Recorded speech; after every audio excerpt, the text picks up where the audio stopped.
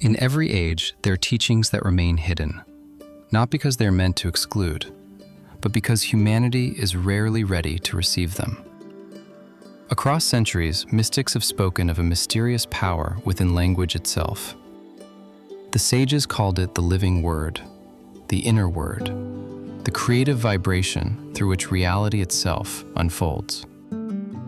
For the first time, a complete and practical manual to approach this sacred science has been allowed to appear. Not by accident, but by what the ancient traditions call divine providence. When the moment is right, the door opens. This book, The Inner Word, reveals a path that has long been whispered about, but never fully explained. It is not philosophy. It is not speculation. It is a living practice through which the letters themselves begin to speak, guide, and transform the practitioner from within. What you are about to hear is the first chapter of that journey, a doorway into a tradition where sound becomes intelligence, where letters reveal their hidden life, and where the human being learns to participate consciously in the creative word that shapes existence. If you feel something awaken while listening, trust it. Some teachings are not learned, they are remembered. Welcome to the beginning of The Inner Word. The inner word as timeless sacred science. The inner word is not a religious invention. It did not arise within a church, a scripture, or a cultural framework. It predates religion in the same way that fire predates metallurgy and breath predates language. Religion forms around it later as a container, a protector, or sometimes a distortion. The inner word itself is a science of direct transformation, discovered and rediscovered whenever human beings reach a certain depth of inner stillness and perceptual clarity. It is not transmitted primarily through belief, but through capacity. When the capacity exists, the word reveals itself. When the capacity is lost, the word disappears, even if the outer forms remain. Calling this a science is not metaphorical. A science is defined by lawful processes, repeatable effects, and predictable stages when conditions are met. The inner word follows such laws. When ethical alignment is present, when watchfulness is stable, when present moment awareness has matured into stillness, a specific inner phenomenon becomes accessible. This phenomenon is not imagination, not symbolism, and not psychological suggestion. It is a formative principle that reorganizes perception, sensation, and consciousness itself. Across cultures and epochs, this principle has been named differently, but its function remains identical. The inner word is older than religion because it arises from the structure of human consciousness itself. Before doctrines, before institutions, before sacred texts, there were human beings who sat in silence long enough for the mind to exhaust its habitual movements. When that exhaustion occurred, something else appeared, not as a thought, not as a vision, but as a living presence experienced inwardly.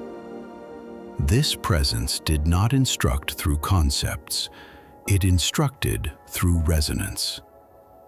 Those who encountered it recognized that it could transform fear into clarity, compulsion into freedom, fragmentation into wholeness. Later generations built stories around this encounter, but the encounter itself came first. This is why the inner word is transmitted spacelessly and timelessly. It does not travel through historical chains in the way information does. It does not depend on uninterrupted institutions. It does not require written continuity. It appears wherever the correct inner conditions arise. A human being in a desert cave, a forest, a monastery, or a mountain hut can receive it just as directly today as 2,000 years ago. Time does not carry it forward. Readiness does. Spaceless transmission means that the word is not localized.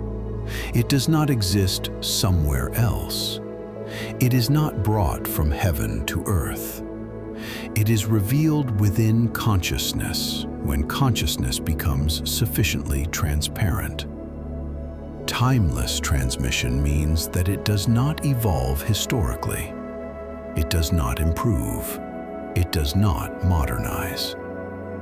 The word known by the earliest practitioners is identical in nature to the word accessible now. Only the surrounding language changes.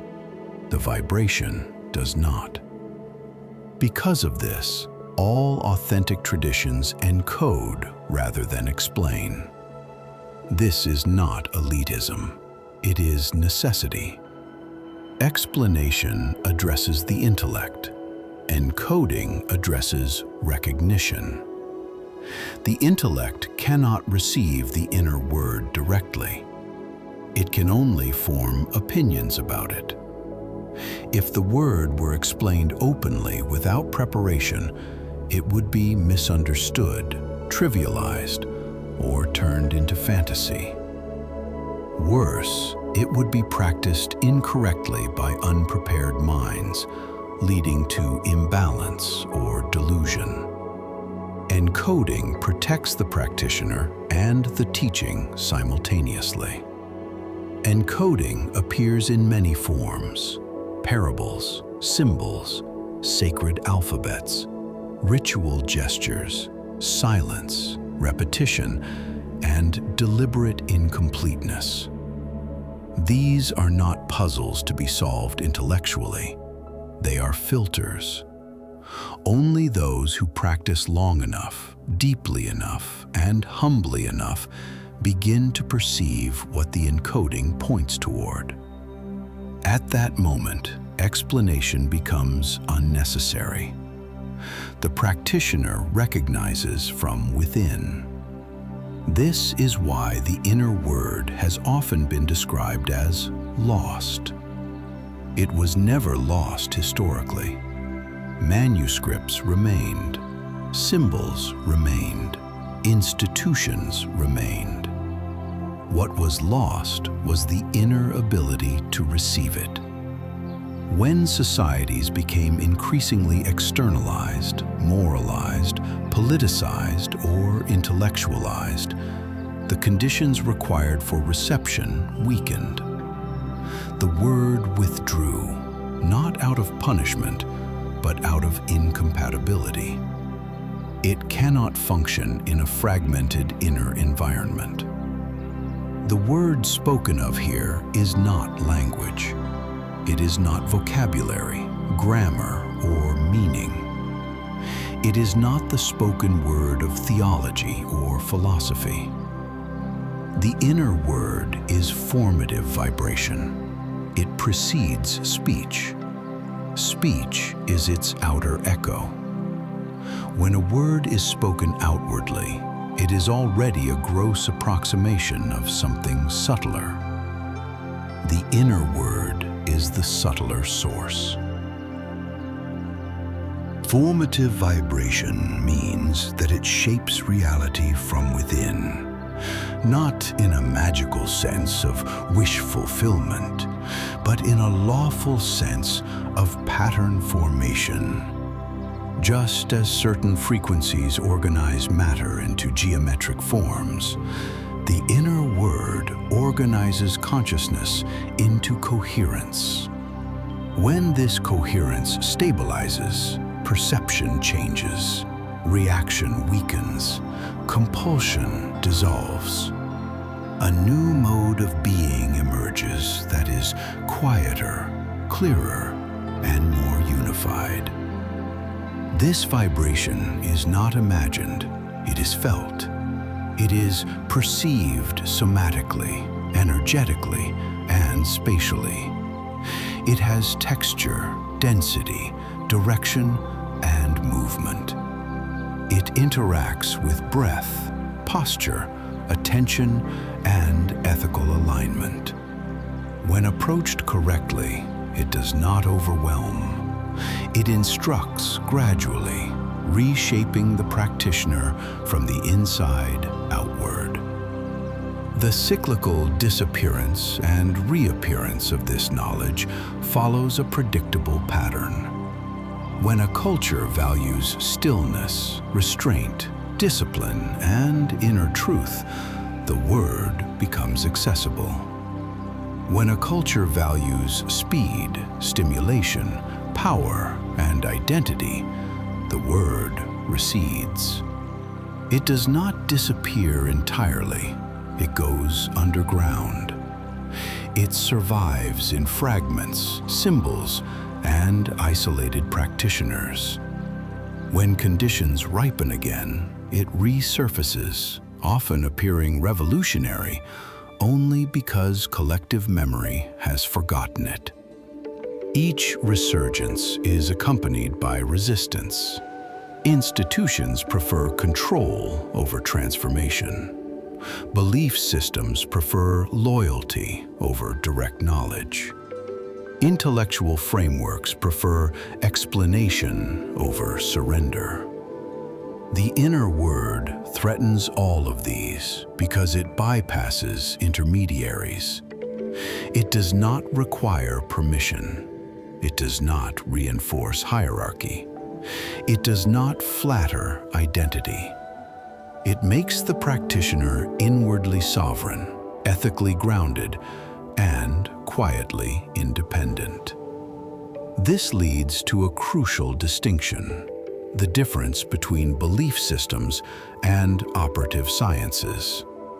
A belief system tells you what to think, what to affirm, and what to identify with. Its success depends on agreement, repetition, and social reinforcement. An operative science tells you what to do, what to observe, and what to verify through experience. Its success depends on precision, patience, and honesty. Belief systems can function without inner change. Operative sciences cannot. The inner word belongs entirely to the second category. It does not care what you believe about it. It does not respond to enthusiasm or skepticism. It responds only to correct conditions. If those conditions are met, it appears. If they are not, it does not. There is no favoritism, no exception, no shortcut. This is why belief is irrelevant here. Belief can coexist with inner chaos. The inner word cannot. The word requires coherence. Coherence requires ethical alignment, watchfulness, present moment awareness, and the willingness to let the mind become quiet beyond its comfort zone. When these are present, the word reveals itself naturally. When they are absent, the word remains theoretical, symbolic, or entirely invisible. When the gospel speaks of the narrow gate and the constricted way that leads to life, it is not merely a moral metaphor, but an exact description of inner practice. The gate is narrow because only a still mind can pass through it. Anything excessive cannot enter. Agitation cannot pass. Anger cannot pass. Craving cannot pass.